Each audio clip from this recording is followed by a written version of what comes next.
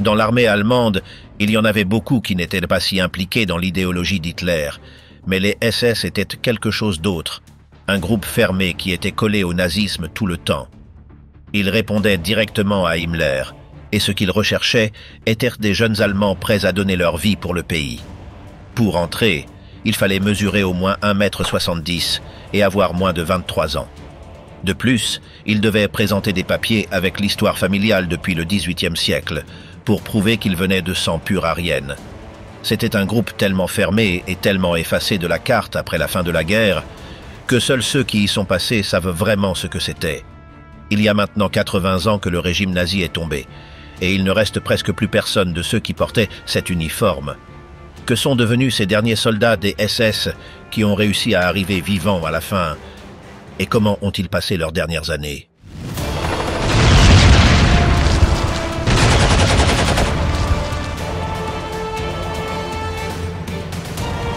Le dernier soldat de Brod. Jaroslav Hunka est né en 1925, dans une région qui à l'époque faisait partie de la Pologne et qui se trouve maintenant en Ukraine. Adolescente, en pleine guerre, il a décidé de s'engager volontairement dans la division Galicia, une unité militaire formée par les nazis avec des Ukrainiens qui voulaient arrêter l'avancée soviétique. Cette division a fini par être intégrée dans les Waffen-SS. Lors de son entraînement, il a été vu en photo dans des endroits comme Munich et Neuhammer, vêtu de son uniforme et en formation. En 1944, lorsque sa division a été envoyée défendre la ville de Brody, ils ont été anéantis. Des 15 000 qui ont commencé, il en est resté seulement 3 000. Avec ces quelques survivants, ils se sont réorganisés en Slovaquie. Là, ils ont été chargés d'arrêter les partisans qui s'étaient rebellés contre les Allemands. Puis ils ont été envoyés en Slovénie, où ils ont de nouveau combattu contre les forces de Tito. À cette époque, Himmler a publiquement félicité l'unité, prononçant des phrases où il parlait sans filtre des changements qu'ils avaient apportés à la région, selon lui. Après la défaite allemande, Hunka a terminé au Royaume-Uni. Il a rejoint des associations d'Ukrainiens qui s'y étaient installées après le conflit. Il s'est marié en 1950 et en 1954, il a émigré au Canada. À Toronto, il a fondé une famille, eu 2 enfants et s'est intégré dans la communauté ukraino-canadienne. Il a commencé à travailler dans le secteur aéronautique et est devenu inspecteur dans une entreprise connue pour fabriquer des avions. Plus tard, lui et ses enfants ont financé un fonds de recherche sur les questions religieuses ukrainiennes dans une université locale. Déjà à la retraite, Hunka est devenu très actif dans les cercles d'anciens combattants ukrainiens. Il participait à des événements, faisait des dons, assistait à des manifestations, écrivait des textes et tenait même un blog où il parlait de ses souvenirs. Dans l'un de ses articles, il racontait que les années passées dans la division nazie avaient été les plus heureuses de sa vie. Il parlait de fêtes, de promenades, d'amis et de moments agréables dans des parcs élégants. À un autre moment, il comparait le destin des vétérans de sa division à celui des Juifs ayant vécu dans la diaspora, affirmant que les 2 groupes avaient été expulsés de leurs terres. En 2022, à ses 97 ans, Hunka est apparu à la télévision en protestant contre l'invasion russe en Ukraine. Il continuait à assister à des activités et à donner son avis sur l'actualité. En 2023, un scandale international a éclaté lorsque le président de la Chambre des communes du Canada l'a invité au Parlement pour recevoir un hommage. Ce jour-là, le président ukrainien Zelensky était en visite et Hunka a été présenté comme un vétéran ayant combattu pour l'Ukraine contre la Russie. Tout le monde a applaudi, y compris Zelensky, sa femme et le Premier ministre Trudeau. Par la suite, il a été révélé que Hunka avait fait partie des Waffen-SS. C'est là que tout a explosé. Des organisations juives, des médias du monde entier, des hommes politiques, des ambassades, tous ont critiqué cet hommage. Il a été rappelé que la division Galicia, où Hunka avait servi, avait été accusée de participer à des massacres de civils en Pologne et en Ukraine. Bien qu'aucune accusation n'ait été portée contre lui personnellement, le lien avec cette unité a suffi à provoquer l'indignation. Certains groupes néo-nazis ont même déposé des fleurs sur un monument au Canada pour le remercier de son passé. L'université, qui avait reçu de l'argent de sa famille, a annulé le fonds et leur a rendu toute la somme. Trudeau a dû présenter des excuses. Le président du Parlement qui avait organisé l'ovation a démissionné. La Pologne a demandé son extradition pour ce qu'il avait fait pendant la guerre. et la Russie l'a mis sur la liste des personnes recherchées pour génocide. Ils ont même envoyé son nom à Interpol, mais au milieu de tout cela, Yaroslav Hunka, qui a fêté son 100e anniversaire en 2025, vit toujours dans sa maison au Canada.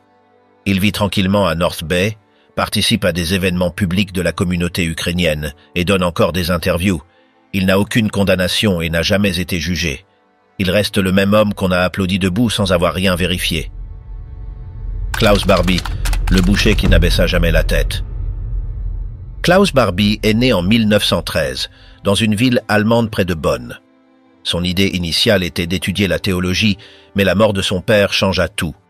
En 1935, à l'âge de 22 ans, il entra dans les SS et commença à travailler pour le service de sécurité du régime.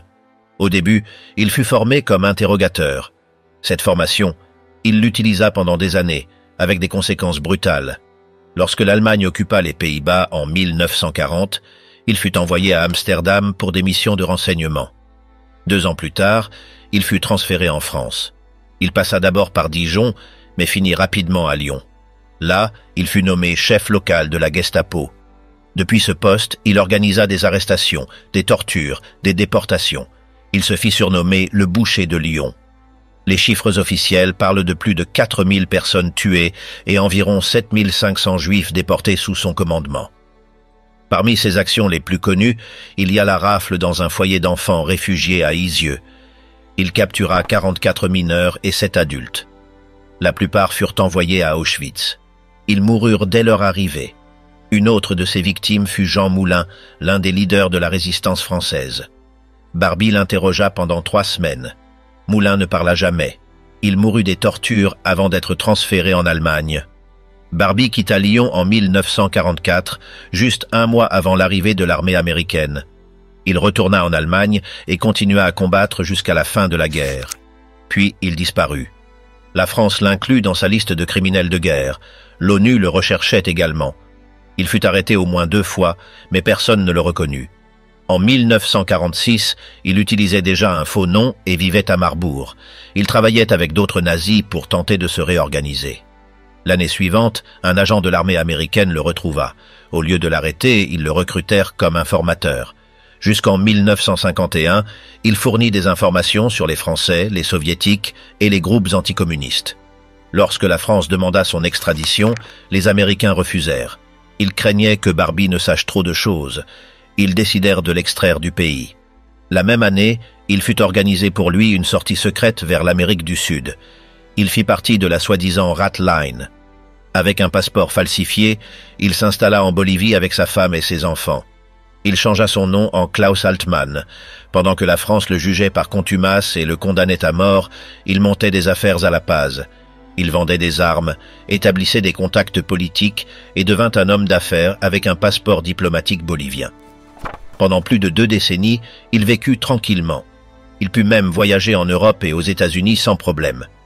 En 1971, un couple de chasseurs de nazis, Serge et Beate Klarsfeld, découvrirent son identité. Ils le localisèrent au Pérou et lancèrent une campagne pour le faire juger. Barbie retourna en Bolivie. Le gouvernement militaire le protégea. Il y resta jusqu'en 1980 lorsque ce régime tomba. En 1983, il fut arrêté et envoyé en France. Il fut jugé pour la rafle d'Isieux et pour d'autres déportations organisées à Lyon. Il ne fut pas accusé de la mort de Moulin. Pendant le procès, plusieurs personnes témoignèrent, dont Sabine Zlatin, la fondatrice du foyer pour enfants, et Léa Feldblum, la seule survivante des enfants déportés. Le procès fut suivi dans toute la France. Ce n'était pas seulement un procès contre un homme, c'était aussi contre une époque. En 1987, il fut déclaré coupable. Il reçut une peine de réclusion à perpétuité. Il ne s'excuse jamais. Il déclara qu'il était fier d'avoir commandé ce qu'il considérait comme la meilleure unité militaire du Troisième Reich. Klaus Barbie mourut en prison en 1991 d'un cancer. Il ne laissa aucune déclaration finale. Il n'a jamais changé sa version. Celui qui parla trop tard. Günter Grass est né en 1927 à Danzig. À l'âge de 17 ans, il fut envoyé à l'armée et termina dans une division des Waffen-SS. Mais il ne l'a jamais raconté. Pendant qu'il construisait sa carrière d'écrivain, cette partie de son passé resta enterrée. En 1959, il publia son premier roman et, avec le temps, il devint l'un des noms les plus importants de la littérature allemande. Il remporta des prix, donnait des conférences et exprimait son opinion sur la politique. Il devint une voix critique contre l'autoritarisme et le nazisme. Mais pendant des décennies, il n'a jamais mentionné qu'il avait été dans les SS. Ce n'est qu'en 2006, juste avant de publier son autobiographie, qu'il révéla « En 1944, il avait été dans la division Frundsberg. Mais selon lui, il n'avait pas tiré ni participé à des combats sérieux. » À peine eut-il dit cela, le scandale éclata. Lecteurs, critiques, collègues, tout le monde réagit. Certains le défendirent pour avoir avoué, d'autres l'accusèrent d'hypocrisie pour l'avoir gardé secret si longtemps. Depuis lors, son silence fut aussi commenté que ses livres. Toute l'Allemagne débattait de savoir s'il avait encore l'autorité morale pour parler du passé nazi après avoir dissimulé le sien. Lui-même expliqua que c'était par honte, qu'il n'avait joué aucun rôle important, mais ce sujet le poursuivit jusqu'à sa mort. Il est curieux de noter que certains, comme l'éditeur Klaus Wagenbach, assurèrent que Grass l'avait déjà raconté en privé dans les années 60. D'autres le défendiraient pour son jeune âge lorsqu'il s'engagea, comme Salman Rushdie ou Vargas Llosa. Lui-même disait qu'il avait été attiré par la séduction du pouvoir qui affecta beaucoup de jeunes de sa génération. Quoi qu'il en soit, cette information ne figurait dans aucun de ses discours, interviews ou livres. Et lorsqu'il la révéla, cela changea à jamais l'image que beaucoup avaient de lui. Malgré le scandale, sa carrière continua. Il reçut le prix Nobel de littérature en 1999. L'Académie suédoise le loua en tant qu'auteur qui racontait les vérités dérangeantes de l'histoire avec ironie et créativité. Il fit aussi partie du mouvement allemand qui se proposait d'affronter et de traiter le passé du nazisme. Il publia d'autres livres, participa à des débats et ne cessa de parler. Mais son nom resta lié à ce long silence. En 2012, il revint au centre de la polémique avec un poème critiquant la politique israélienne. Israël le déclara persona non grata. Il se défendit en disant qu'il avait le droit de donner son opinion comme n'importe qui. Pendant ce temps, il continuait d'être invité à des événements, récompensé, et ses livres restaient en circulation. Dans ces dernières années, il écrivit, donna son avis et demeura présent sur la scène publique. Il n'a jamais changé sa version de ce qu'il avait fait à 17 ans. Mais il n'a jamais réussi à faire oublier ce passé. Il mourut en avril 2015, à l'âge de 87 ans, à Lübeck, des suites d'une infection pulmonaire. Il fut enterré lors d'une cérémonie privée à Bellendorf, le village où il vivait depuis 2 décennies. À sa mort, on parla davantage de ce qu'il avait gardé secret que de ce qu'il avait écrit. Il fut honoré par beaucoup comme l'un des grands auteurs du XXe siècle, mais aussi critiqué pour avoir tardé tant à raconter son histoire. Ses archives personnelles furent transférées dans des institutions culturelles et sa maison à Lübeck fut transformée en musée. On y conserve ses dessins, sculptures, livres et enregistrements. Son héritage reste vivant bien que divisé. Pour certains, il fut une conscience critique de l'Allemagne. Pour d'autres, un symbole de double morale. Personne ne l'a ignoré. Il n'a jamais été jugé ni accusé de crime, mais ce passé l'a accompagné jusqu'à son dernier jour. Entre les SS et la fresque, Bernhard Heissig. Bernhard Heissig est né en 1925. À l'âge de 17 ans, il s'engagea volontairement dans les Waffen-SS. Il servit sur le front oriental pendant la phase la plus sanglante de la guerre. Dans ses mémoires, il écrivit plus tard qu'il avait vu des choses qui marquèrent à jamais sa manière de peindre. À la fin de la guerre, il fut fait prisonnier et passa un certain temps en captivité. Contrairement à beaucoup d'autres, il ne partit pas vers l'Ouest. Il retourna en Allemagne, mais du côté socialiste. Là, il commença tout à zéro en tant qu'artiste. Pendant les années 50, il gagna en notoriété dans la RDA.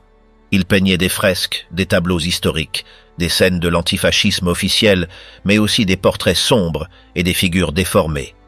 Bien qu'il suivît la ligne du réalisme socialiste, ses œuvres étaient plus inquiétantes que propagandistes. Il était l'un des rares à avoir été dans les SS et à réussir malgré tout à gravir les échelons dans le système communiste. Il n'a jamais nié son passé, mais ne le mettait pas non plus en avant. Il disait préférer que sa peinture parle pour lui. Certains collègues l'accusaient d'ambiguïté, d'autres le respectaient pour ne pas cacher ce qu'il avait été. Dans les années 70 et 80, il était déjà l'un des artistes les plus importants du bloc oriental. Il dirigea l'école des beaux-arts de Leipzig et forma des dizaines d'élèves qui deviendraient par la suite connus. Il exposa à Moscou, à Varsovie, à Berlin-Est. Son style devint plus sombre, avec des corps fragmentés, des expressions tordues et une palette chargée. Il ne peignait ni héros ni drapeaux, mais des ruines, des gens brisés, des paysages malades. Son œuvre était acceptée par le régime car elle respectait les codes officiels, mais les critiques les plus attentifs remarquaient que son message passait en sous-main, comme une contradiction permanente. Lorsque le mur de Berlin tomba en 1989, son nom resta pris entre deux feux. À l'ouest, on le regardait avec méfiance pour avoir travaillé pour le système communiste. À l'est, certains le rejetaient pour avoir appartenu au SS. Malgré cela, ses tableaux restèrent dans les musées et galeries. Il participa à plusieurs expositions après la réunification. Dans les années 90, son œuvre fut réévaluée par des conservateurs allemands et internationaux. Certains le défendirent comme un témoin inconfortable du siècle, d'autres le critiquèrent pour s'être adapté à tous les contextes. Lui ne répondait pas. Il continuait simplement à peindre. Il mourut en 2011. Il avait 85 ans. Il vivait à Leipzig. Il n'y eut pas d'hommages officiels ni de grandes polémiques. Sa mort fut couverte par la presse culturelle, mais sans scandale. La plupart de ses œuvres restèrent dans des collections publiques. Certains de ses élèves parlèrent de lui comme d'un maître strict mais généreux. Les livres d'art le mentionnent, mais ne mettent pas toujours en avant son passé. Son archive fut remise aux institutions de l'ancienne RDA. Ses peintures pendent encore dans les musées de Berlin, de Dresde et d'autres villes. Son histoire se mêle au siècle allemand. Guerre, dictature, rupture, silence.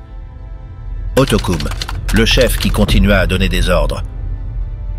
Otto Kuhn est né en 1909. Il s'engagea dans les SS avant le déclenchement de la guerre et passa par plusieurs unités avant de devenir commandant. Il dirigea la division Leibstandart et plus tard la Totenkopf. Ces hommes participèrent à des opérations de nettoyage et de répression dans plusieurs pays occupés. Lorsque le front commença à s'effondrer, il prit le commandement dans les Balkans. Dans les derniers mois du conflit, il continuait à donner des ordres au milieu d'un chaos total. Il fut capturé en Autriche et remis aux Américains. Il fut détenu mais ne fut jamais poursuivi officiellement. Lorsqu'il fut libéré, il retourna en Allemagne et s'installa à Munich. En 1951, il fonda HIAG, une association d'anciens membres des Waffen-SS. L'idée était de faire pression pour que le nouvel État allemand reconnaisse leurs droits en tant que vétérans. Ils réclamèrent des pensions, l'accès à des emplois publics et la fin de la stigmatisation. Kuhn dirigea l'organisation pendant des années. Il organisa des réunions, publia des brochures et chercha un soutien politique. En privé, il défendait que les Waffen-SS ne devaient pas être comparés aux groupes responsables de crimes de masse. Pendant les années 50 et 60, HIAG se développa. Elle compta plus de 20 000 membres. Kuhn en fut le visage public. Il publia des articles, écrivit des préfaces et défendit l'idée que les soldats des SS étaient des combattants comme les autres. Dans ses écrits, il parlait d'honneur, de sacrifice et de camaraderie. Il évitait toute mention directe des crimes. Il tentait d'établir une distinction entre l'élite militaire et les appareils répressifs du régime. Mais les historiens le contredisaient. Il montrait des documents, des témoignages et des chiffres. La discussion devint de plus en plus tendue. Dans les années 70, Kuhn resta une figure active dans les cercles révisionnistes. Il participait à des événements, donnait des interviews et maintenait des contacts avec d'anciens subordonnés. Parfois, il affirmait que l'histoire officielle avait été écrite par les vainqueurs. Il ne montra jamais de remords. Il disait que sa mission avait été de combattre le bolchevisme. Lorsque les critiques augmentèrent, il réduisit ses apparitions publiques. Mais il continuait à écrire. La maison d'édition Munin Verlag, liée à HIAG, publiait des mémoires et des livres défendant la version des vétérans. Il mourut en 2004, à 95 ans. Il vivait dans une région tranquille du sud de l'Allemagne. Il n'eut aucun hommage officiel. Quelques notes dans la presse alternative mentionnèrent son décès. HIAG était déjà en déclin. Peu de jeunes s'intéressaient à ce qu'il restait de ce réseau d'anciens soldats. Son héritage resta enregistré dans des brochures, des actes et des livres auto-édités. Les archives de l'association furent stockées dans des fondations privées. Ses opinions continuent d'être citées dans des études sur l'après-guerre et le révisionnisme. Son nom apparaît parmi ceux qui ont tenté de changer la narration officielle dans l'ombre. Le présentateur venu du front. Franz Schwab-Huber est né en Allemagne en 1923. En 1942, il se porta volontaire pour les Waffen-SS et fut envoyé sur le front oriental. Il participa à des opérations militaires durant la phase la plus brutale de la guerre. À la fin du conflit, il fut capturé et détenu un certain temps, mais réussit à revenir en Allemagne de l'Ouest sans avoir été jugé. Il garda le silence sur son passé et profita du chaos de l'après-guerre pour construire une nouvelle identité professionnelle. À partir des années 50, il commença à travailler comme journaliste pour des médias régionaux. Il fut embauché par des journaux locaux en Bavière et, peu à peu, gagna en visibilité. Dans les années 60, il collaborait déjà avec la télévision publique bavaroise, le Bayerischer Rundfunk. Pendant 3 décennies, il eut une carrière solide, avec des reportages et des collaborations constantes. Il était connu pour son style traditionnel, sans polémique. Il ne parlait jamais de politique ni de sa jeunesse. Dans les archives officielles de la station, il n'apparaissait pas comme ayant fait partie des SS. Aucun de ses collègues n'en savait rien, ou s'ils le savaient, ils gardèrent cela pour eux. Dans les années 90, il publia une autobiographie. Le livre semblait être une chronique personnelle de l'après-guerre, mais plusieurs passages causèrent des problèmes. Il minimisa la responsabilité des SS et suggéra que tous les membres n'avaient pas commis de crime. Les phrases étaient ambiguës, mais le message était clair. Il ne se considérait pas responsable de quoi que ce soit. Cette publication attira l'attention des historiens et des militants. Plusieurs articles commencèrent à enquêter sur son parcours. Finalement, il fut confirmé qu'il avait fait partie des Waffen-SS et qu'il avait caché cette information durant toute sa carrière professionnelle. La station réagit. Il fut licencié sans communiqué officiel. Il ne répondit pas. Il ne donna pas d'interview ni de clarification. Il déménagea dans une maison plus petite, loin du centre-ville, et disparut de la vie publique. Pendant un certain temps, on le lia à des groupes de vétérans, mais il ne réapparut jamais dans les médias. Son livre fut retiré des librairies et quelques copies circulèrent dans des maisons d'édition marginales. À partir de là, il devint un cas d'étude sur les silences du passé nazi dans les institutions culturelles de l'après-guerre. Il mourut au début des années 2000 en Bavière. Il n'y eut aucune couverture dans la presse nationale. Seul un court avis de décès parut dans un journal local, sans mention de son passé. Ses archives personnelles ne furent réclamées par aucune institution. La télévision, pour laquelle il travailla pendant plus de 30 ans, ne diffusa jamais de notes de clôture. Certains jeunes journalistes redécouvrirent son histoire des années plus tard, lorsqu'ils étudiaient les liens entre les médias allemands et les anciens membres du régime. Son histoire se résuma à quelques paragraphes dans des rapports sur l'infiltration culturelle, avec son nom cité comme exemple de la manière dont beaucoup d'anciens SS réussirent à s'intégrer dans la société sans faire face à des conséquences. Il vécut des décennies au sein du système, parla devant les caméras, écrivit des articles, et ce n'est qu'à la fin que la vérité sur son identité fut révélée. Erich Kern, celui qui écrivait uniquement pour eux. Erich Kern est né en 1906 à Graz. Quand il était jeune, il fréquenta des groupes socialistes et communistes avant de se tourner vers les mouvements ultranationalistes autrichiens. Il finit par rejoindre le parti nazi autrichien alors qu'il était encore illégal. En 1934, il fut arrêté pour cela et passa un certain temps en détention. Plus tard, il trouva du travail comme journaliste dans un journal contrôlé par Hermann Göring et, par la suite, travailla comme chef de presse du Gauleiter Bürkel.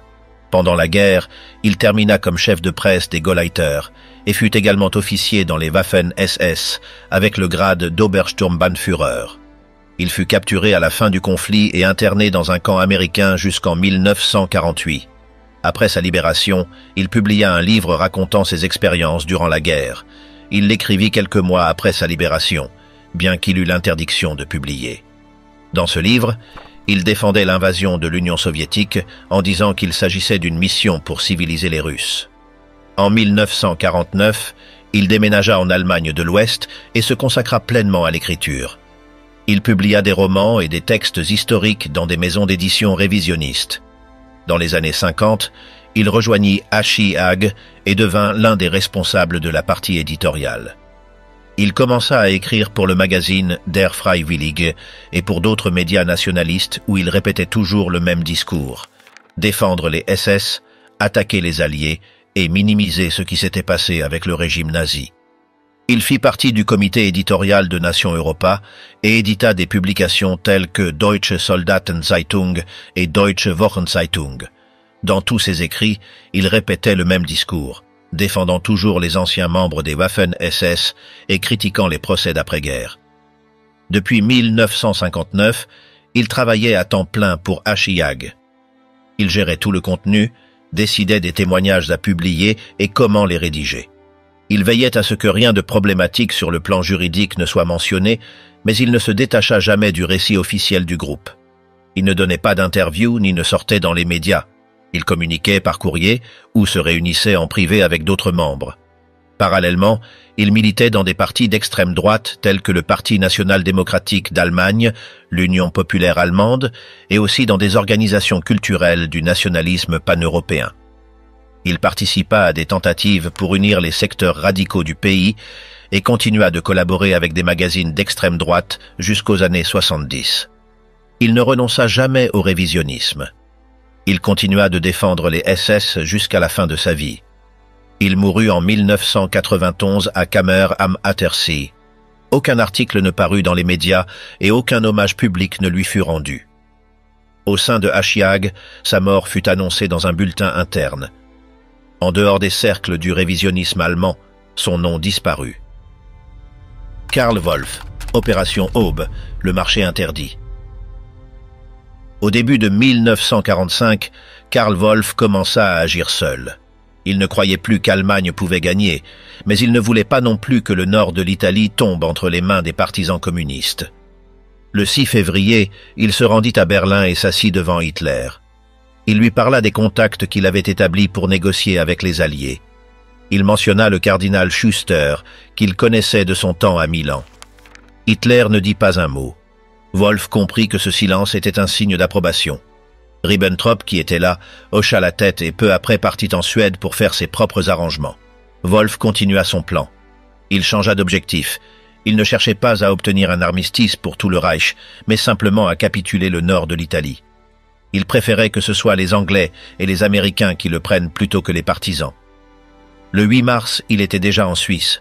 Il fut accueilli par Allen Dulles, le chef des services secrets américains. Dulles posa une condition. Wolff devait libérer Ferruccio Parri, un leader partisan. Wolff accepta. Il promit aussi qu'il pourrait convaincre le maréchal Kesselring de se rendre, bien qu'il apprit ensuite qu'il avait déjà été déplacé et remplacé par Vietinghoff. Malgré cela, le 19 mars, il retourna en Suisse. Cette fois, il y avait plus de monde autour de la table. 2 généraux alliés s'étaient présentés sous des identités fausses. Les soviétiques avaient déjà appris ces réunions et étaient furieux, mais les Américains ne les invitèrent pas. Lors de cette réunion, Wolff dit qu'il allait parler à Kesselring et convaincre Vietinghoff. Il jura qu'il n'exécuterait aucun ordre impliquant l'exécution de prisonniers politiques. Le scandale avec les Russes ne tarda pas à éclater. Les Soviétiques accusèrent les Américains de négocier dans l'ombre. Pendant ce temps, le plan de Ribbentrop en Suède échoua. Lorsque Hitler l'apprit, il devint furieux. Il dit qu'on ne l'avait pas averti. Himmler s'inquiéta. Il accusa Wolff de trahison et ordonna qu'on surveille sa femme. Kaltenbrunner avait tout sous contrôle. Il interdit même à sa femme de sortir de la maison. Wolff voulut tout expliquer directement à Hitler, mais Himmler lui dit de ne même pas y penser. Malgré tout, il continua ce qu'on appela l'opération Aube. Le 13 avril, Himmler apprit que Wolff n'avait pas obéi et l'envoya à Berlin. Wolff y alla néanmoins. La réunion fut houleuse. Wolff les menaça. Si on l'envoyait à l'abattoir, il les entraînerait avec lui. Kaltenbrunner le mena devant Hitler. D'abord, Kaltenbrunner parla, puis Wolff. Hitler l'accusa d'agir sans autorisation. Wolff répondit que le silence du 6 février suffisait. Il dit qu'il avait déjà contacté les leaders alliés. Hitler, selon Wolff, accepta l'explication. Il lui dit qu'il avait eu de la chance, que s'il avait échoué, il l'aurait écarté comme S. Hitler lui permit de continuer, mais lui demanda de faire mieux. Une reddition sans condition ne lui convenait pas. Le 20 avril, Wolfe retourna dans le nord de l'Italie et convainquit Vietinghoff de poursuivre les discussions. Mais les protestations soviétiques eurent un impact. Churchill et Truman ne voulaient plus entendre parler de la question. Ce jour-là, le commandement allié annula l'opération. Wolfe apprit la nouvelle alors qu'il était en Suisse. Il attendait un changement d'avis, mais rien ne se produisit. Himmler lui ordonna de revenir. Le cardinal Schuster l'appela également. Il lui dit que les partisans l'attendaient à Milan pour négocier la reddition. Wolfe ne voulait pas cela. Il voulait juste gagner du temps pour tout arranger avec les Américains. Le 26 avril, il fut encerclé par les partisans dans une villa. Là, il rencontra aussi Graziani, qui lui remit un papier autorisant la reddition de l'armée de Mussolini. Un officier suisse impliqué dans les négociations réussit à convaincre un contact américain d'entrer et de libérer Wolfe. À peine sorti, il ordonna aux SS de cesser de se battre à Milan. Le lendemain, il retourna à Bolzano. On lui dit que les Alliés voulaient reprendre les négociations. Wolfe promit que la reddition se ferait le 2 mai. Mais Kesselring avait repris le contrôle. Il avait évincé Vietinghoff et placé Schulz à sa place. Schulz ne voulait pas négocier. Kesselring non plus. Wolfe fit alors arrêter Schulz. Il convainquit ensuite le général R du 10e armée de se rendre. Il confirma la date avec Alexander. Peu après, il apprit qu'Hitler s'était suicidé. Après une confrontation avec Kesselring, il réussit à le faire céder. Schulz finit par accepter.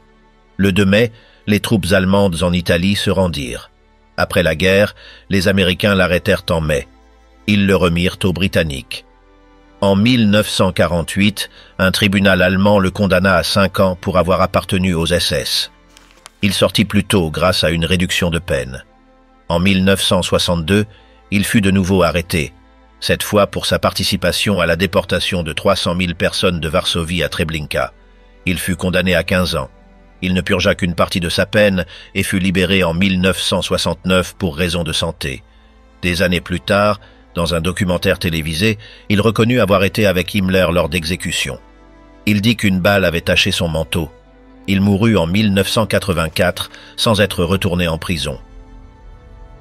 Le soldat qui sauva Hitler. Otto Remer est né à Neubrandenburg en août 1912. Il était l'un des 6 enfants d'une famille protestante traditionnelle. Son père travaillait comme inspecteur judiciaire et venait d'une longue lignée d'artisans. La carrière militaire de Remer commença avant le nazisme, lorsqu'en 1932, il rejoignit l'armée de la République de Weimar. Il monta rapidement en grade, et en 1942, il commandait déjà un bataillon spécial du régiment Grossdeutschland, qui soutenait les unités de fusiliers. Un an plus tard, il commandait le premier bataillon mécanisé du régiment, désormais transformé en division. Lors de la retraite allemande pendant la bataille de Kharkov, ses troupes aidèrent à couvrir la sortie d'une unité blindée des Waffen-SS. Pour ce service, il reçut la croix de chevalier, puis les feuilles de chêne. En 1944, après une blessure, il fut nommé chef d'une unité de garde à Berlin. C'est là qu'il entra, sans le savoir, dans le centre du complot du 20 juillet. Ce jour-là, le général von Haas lui ordonna d'arrêter Goebbels. Remer obéit, mais Goebbels réussit à le faire douter. Il réussit à le faire parler directement avec Hitler par téléphone. Le Führer lui demanda de le reconnaître à sa voix, et lorsque Remer confirma, il reçut l'ordre direct de mettre fin au coup d'État. Ce même jour, il fut promu. Remer raconta plus tard toute cette histoire devant la caméra, sans aucun remords. Il participa également à un documentaire, conseillant un acteur qui allait l'interpréter. Après l'attentat manqué, il retourna au front. Il commandait la brigade de garde du Führer, une unité armée avec du personnel de la Grossdeutschland. En Prusse orientale, il subit de lourdes pertes pour peu de résultats. Ils passèrent aux Ardennes en décembre, et encore une fois, ils subirent de nombreuses pertes. En 1945, il fut promu au rang de général de division et prit le commandement de la nouvelle division formée. Il échoua à nouveau. Il déplaça l'unité en Silésie sans obtenir de résultats. Il fut capturé par les troupes américaines et fut détenu jusqu'en 1947. 3 ans plus tard, il fonda le Parti socialiste du Reich. Il était ouvertement néo-nazi. Il obtint des milliers de voix et des sièges en Basse-Saxe et à Brême. Mais en 1952, il fut interdit par la justice allemande. Dans les années 90, Remer fut condamné pour avoir nié l'Holocauste dans plusieurs écrits. Pour éviter la prison, il partit en Espagne. Là, il soutint les théories de Leuchter et Rudolf, qui étaient également connus pour nier les crimes nazis. L'Allemagne demanda son extradition, mais la Cour nationale l'a rejeté car ce délit n'existait pas dans la législation espagnole. On ne lui accorda ni asile ni statut de réfugié. Il déménagea en Égypte et en Syrie. Il resta fugitif jusqu'à sa mort. Il mourut en 1997 à Marbella, sans avoir jamais mis les pieds en prison. Le Belge qui voulait être nazi. Léon de Grelle n'a pas commencé avec un fusil à la main, mais avec une plume. Il est né dans le sud de la Belgique, en Wallonie, et dès son jeune âge, il s'est lancé dans le monde du journalisme. Pendant ses études à l'université de Louvain, il dirigeait déjà une maison d'édition catholique qui publiait des pamphlets et des romans bon marché. Il la nomma Christus Rex, et bientôt cette maison d'édition se transforma en un mouvement politique. On l'appela simplement Rex. Au début, il collaborait avec les catholiques conservateurs, mais en 1935, De Grelle se sépara d'eux et transforma Rex en un parti indépendant, chargé d'idées autoritaires, nationalistes, et avec un discours très proche du fascisme. En 1936, il surprit tout le monde. Il obtint plus de 11% lors des élections et devint une figure nationale. Mais ce succès ne dura pas longtemps. Il tenta une marche sur Bruxelles qui échoua, on le qualifia d'extrémiste, et la popularité du parti chuta rapidement. À ce moment-là, il était déjà clair que De Grelle voyait Hitler et Mussolini d'un bon œil.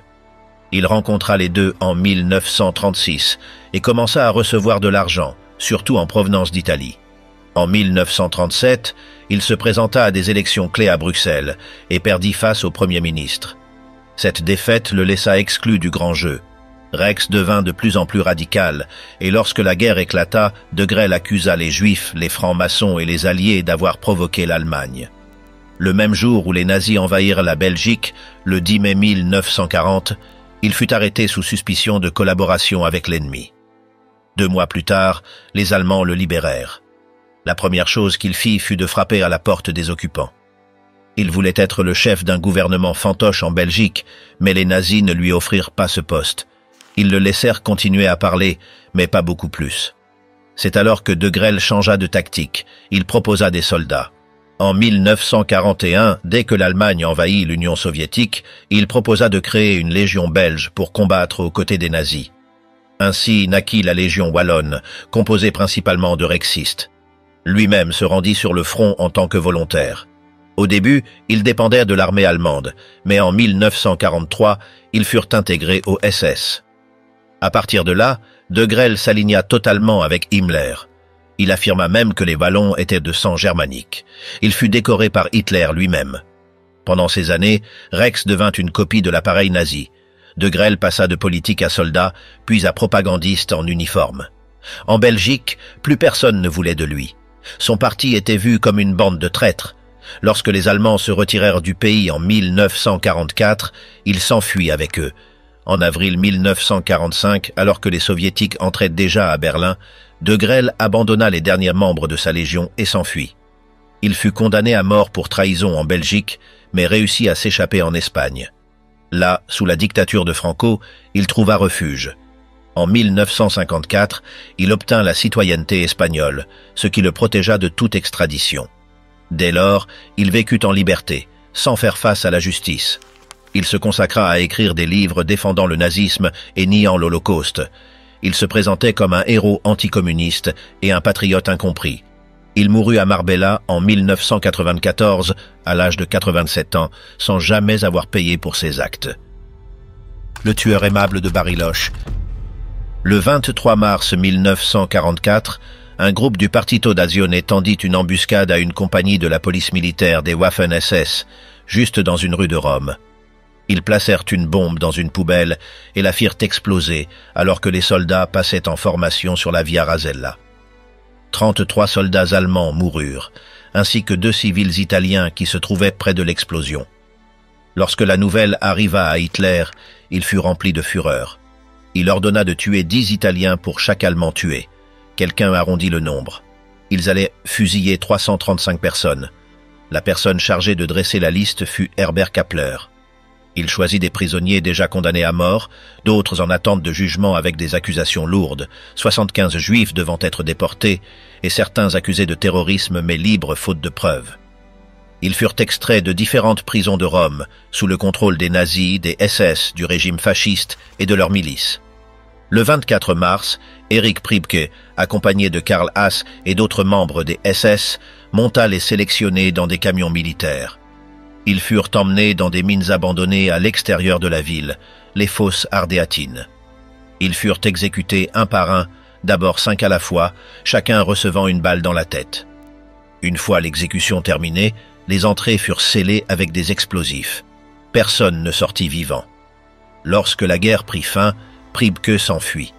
En 1946, il s'évada d'un camp de prisonniers à Rimini. À Rome, il se procura de faux documents et s'enfuit directement en Amérique du Sud. Il passa un certain temps à Buenos Aires avant de s'installer à Bariloche, en Patagonie, où il vécut presque toute sa vie. Là, il se faisait appeler Erico et était connu pour être une personne aimable, polie et serviable. Les gens le respectaient. Personne ne parlait de son passé ou préférait fermer les yeux. Plusieurs prêtres l'aidèrent à fuir. Certains venaient du Tyrol du Sud, d'autres étaient croates. Un des plus importants fut Krunoslav Draganović, qui le déplaça à travers l'Europe et l'intégra dans un réseau qui faisait sortir des nazis du continent. À Bariloche, Priebke vivait tranquillement. Mais en 1991, son nom apparut dans un livre d'Esteban Buch, aux côtés d'autres Allemands cachés dans la région. En même temps, un journaliste américain, Sam Donaldson, cherchait Reinhard Kops, un autre ex-SS vivant là. Kops, dans une tentative de se sauver, le dénonça. Il dit que le véritable criminel était Priebke, et tout changea. Donaldson partit à sa recherche. En 1994, il le retrouva marchant dans la rue. Il lui fit une interview sans prévenir. Priebke admit tout. Il expliqua qu'il obéissait aux ordres, qu'il faisait simplement ce qu'on lui demandait. Aucune culpabilité. Lorsqu'on lui donna l'étiquette de criminel de guerre, il coupa court à l'entretien. Un grand scandale éclata à Bariloche. Beaucoup de gens ne voulaient pas y croire. Il y eut même des campagnes pour le défendre. On disait que c'était un voisin exemplaire, qu'il avait fait beaucoup de bonnes actions, qu'il ne pouvait pas être ce monstre dont on parlait. Mais au fil du temps, les faits le rendirent visible. Et depuis l'Italie, la pression ne cessa. Après l'interview, l'Italie demanda son extradition. L'Argentine l'approuva en novembre 1995. Lorsqu'il arriva à Rome, il fut emprisonné à la prison militaire de Forte Bochea. Le procureur l'accusa formellement de son rôle dans le massacre. Au début, un tribunal militaire le libéra en disant que le crime était prescrit. Mais la Cour suprême n'accepta pas cela et ordonna un nouveau procès. En 1998, il fut condamné à la réclusion à perpétuité. Mais comme il était déjà âgé, il fut autorisé à purger sa peine chez lui. Il passa ses dernières années enfermé dans une maison à Rome. Il mourut en 2013, à plus de 100 ans. Personne ne voulut prendre en charge ses funérailles. Ni Rome ni le Vatican ne permirent à la veillée funèbre. L'Argentine refusa aussi de recevoir son corps. Il voulait être enterré auprès de sa femme à Bariloche, mais on ne lui en donna pas la permission. Ainsi se termina la vie de l'un des responsables du massacre des fosses ardéatines. Alois Brunner, des trains à Auschwitz aux hôtels en Syrie. Fils d'un fermier, Alois Brunner est né dans un village germanophone à l'ouest de la Hongrie, qui après 1918 prit le nom de Rohrbrunn et se retrouva du côté autrichien. Il étudia la comptabilité et travailla comme vendeur, jusqu'à ce qu'en 1931, à seulement 19 ans, il rejoigne le parti nazi. L'année suivante, il s'engagea dans les SA et perdit son emploi pour avoir agité des idées nazies dans un pays où cela était encore illégal. Après l'Anschluss, en 1938, il s'enrôla formellement dans les SS à Vienne et un an plus tard, il rejoignit la Gestapo, au même bureau qu'Eichmann. Là, il devint sa main droite. Il commença à aider dans le plan Nisko, une tentative ratée de créer une sorte de ghetto pour les Juifs en Pologne. Brunner gravit les échelons. Avec le grade de Hauptsturmführer, il organisait des trains entiers pour envoyer des gens vers les camps. C'est lui qui dirigea un train de Vienne à Riga, où, en plein voyage, il tua un juif malade qu'on avait sorti d'un hôpital. Puis, il fut envoyé en France. Il déporta plus de 40 000 Juifs de Vienne et d'autres de Thessalonique avant de prendre en charge le camp de Drancy, près de Paris. Depuis là, il organisa des convois entiers en direction des camps. En 1944, il fut envoyé en Slovaquie pour faire la même chose. Dans les derniers mois du Reich, il fit sortir plus de 13 000 Juifs en direction de camps comme Bergen-Belsen et Auschwitz. Presque personne ne revint. Après la guerre, Brunner disparut dans la confusion. Il fut confondu avec un autre nazi, au nom similaire, qui fut exécuté. Pendant ce temps, lui se promenait avec de faux papiers et conduisait même des véhicules pour les Américains. Il travailla un temps avec le réseau Gehlen, qui deviendrait plus tard la base du renseignement allemand. En 1954, il s'échappa avec un passeport de la Croix-Rouge. Il passa par Rome, puis par l'Égypte où il trafiquait des armes avant de finir en Syrie. Là, il se fit appeler Dr Fischer et devint conseiller du gouvernement. Beaucoup croient qu'il enseignait des techniques de torture et de répression qu'il maîtrisait depuis son époque chez les nazis. La Syrie le protégea pendant des décennies. Des chasseurs de nazis comme Klarsfeld ou Wiesenthal tentèrent de le traduire en justice, mais le régime d'Assad ne le livra jamais. À la fin des années 80, l'Allemagne de l'Est faillit obtenir son extradition, mais la chute du mur de Berlin ruina tout. Dans les années 90, l'Allemagne offrit une récompense pour des informations menant à sa capture. 2 fois, il reçut des bombes par courrier.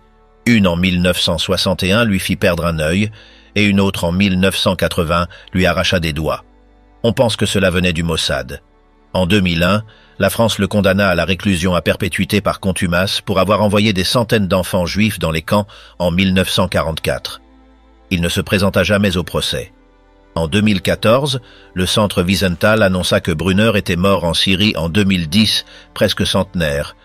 On ne sait pas où il fut enterré. Il n'a jamais payé pour ses crimes. Wilhelm Mohnke, le garde de Hitler qui échappa à la barre. Wilhelm Mohnke est né en 1911 et rejoignit le parti nazi le 1er septembre 1931 avec le numéro d'adhérent 649 684. 2 mois plus tard, il était déjà dans les SS avec le numéro 15 541 et commença rapidement à grimper les échelons. Lorsque Hitler devint chancelier en janvier 1933, le quartier général des SS demanda que chaque régiment choisisse 3 soldats exceptionnels pour une unité de garde personnelle. En mars, il fut choisi et envoyé à la SS Stabswacht Berlin, chargé de protéger le siège de la chancellerie. En août, il dirigeait déjà une compagnie, et en septembre, cette unité fut rebaptisée SS Sonderkommando Berlin. Après une fusion interne, il prit la tête de la 3e compagnie du 2e bataillon. Il ne tarda pas à rejoindre la 1re division Leibstandart SS Adolf Hitler, et à partir de là, sa carrière militaire décolla. Lors de la campagne de Pologne en septembre 1939, il était déjà sur le terrain. Il fut blessé le 7 du mois et envoyé à l'hôpital de Prague. Pour cette blessure, il reçut la médaille noire et peu après, la croix de fer de 2e classe à la fin du mois, puis la 1re classe en novembre. Lors de l'offensive sur la France en 1940, il commandait la 5e compagnie du 2e bataillon et assuma le contrôle total de cette unité le 28 mai après que le commandant eut été touché. Pendant cette période, il fut lié à l'exécution de 80 prisonniers britanniques et français près de Wormhout, bien qu'il n'ait jamais été jugé. Lors de la campagne des Balkans, il fut gravement blessé le 6 avril 1941 pendant un bombardement aérien yougoslave. Il faillit perdre sa jambe, mais réussit à conserver une partie du pied. En décembre, il reçut la croix allemande en or.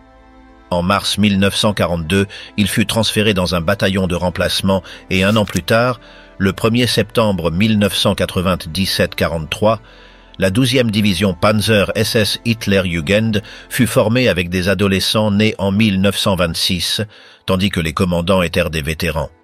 Mohnke prit le contrôle du 2e régiment de cette division, le 26e Panzergrenadier SS. Ce régiment fut lié à l'exécution de 35 prisonniers canadiens à Fontenay-le-Pesnel, mais il ne fut jamais poursuivi en raison du manque de preuves solides.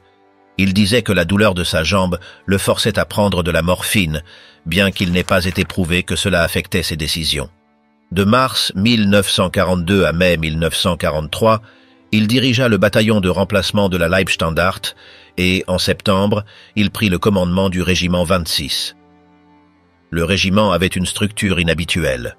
Bien qu'il fût classé comme panzergrenadier, un seul bataillon disposait de véhicules blindés. En outre, ils ajoutèrent une compagnie de reconnaissance avec des véhicules blindés, ce qui en faisait une force unique. Lors de la bataille pour la poche de Falaise, Mohnke dirigea son groupe à l'est de la rivière Dives. Lorsque les troupes allemandes furent poussées jusqu'à la Seine, il organisa la défense sur la rive ouest pour protéger les ponts. Le 11 juillet 1944, il reçut la croix de chevalier. Il conserva le commandement jusqu'à la fin août, quand il remplaça le blessé Theodor Wisch à la tête de la Leibstandarte. En décembre 1944, pendant l'opération Wacht am Rhein et plus tard Nordwind, il participa à la dernière offensive allemande sur le front occidental. Sa division se joignit au 1er corps Panzer SS et mena l'avancée à travers les Ardennes. Comme il manquait presque de carburant, ils avancèrent avec juste ce qu'ils avaient. Le 17 décembre, le groupe de Peiper s'empara de dépôts à Bullingen et le même jour, plus de 60 prisonniers américains furent tués à Malmedy. Pendant ce temps, les troupes de Mohnke furent bloquées par les ponts détruits. Le 24 décembre, l'offensive s'arrêta.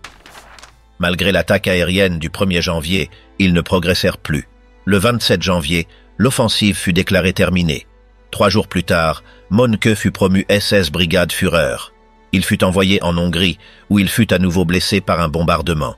Il souffrit aussi de problèmes d'audition et fut transféré à l'armée de réserve. Une fois rétabli, Hitler le mit à la tête de la défense du district gouvernemental de Berlin, qui comprenait la chancellerie et le bunker. Son centre de commandement était dans les tunnels souterrains. Il créa le Kampfgruppe Mohnke, composé de restes d'autres formations, de miliciens et de troupes de garde.